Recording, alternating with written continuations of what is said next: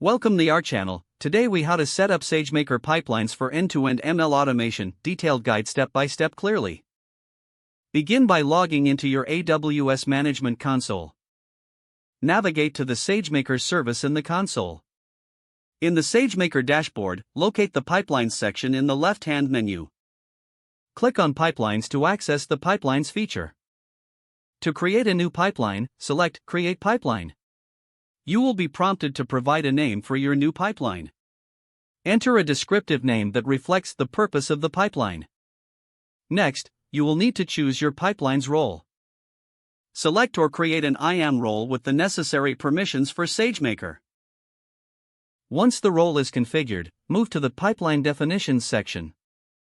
Here, you can define the various steps your pipeline will consist of. SageMaker supports multiple types of steps, including training, processing, and model evaluation. Start by adding a processing step to your pipeline. Configure the input and output data sources for the processing step. Select a Docker container that contains the necessary libraries for data processing. Next, add a training step. Specify the algorithm and training instance type you wish to use. Define the input data location and the output model location. You may also set hyperparameters specific to your model. After configuring the training step, proceed to add a model step. In this step, you will specify the model that will be created from the training output. Now, add a batch transform step if you need to process new data using your model. Define the input source and output location for the batch transform step. You can also set parameters such as the instance type and max concurrent transforms.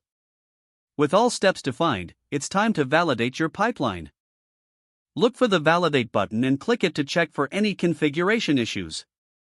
After successful validation, you can deploy your pipeline. Click on Create Pipeline to finalize your setup. Once your pipeline is created, you will return to the pipeline dashboard. Don't forget to like this video and subscribe to our channel for more step-by-step tech guides.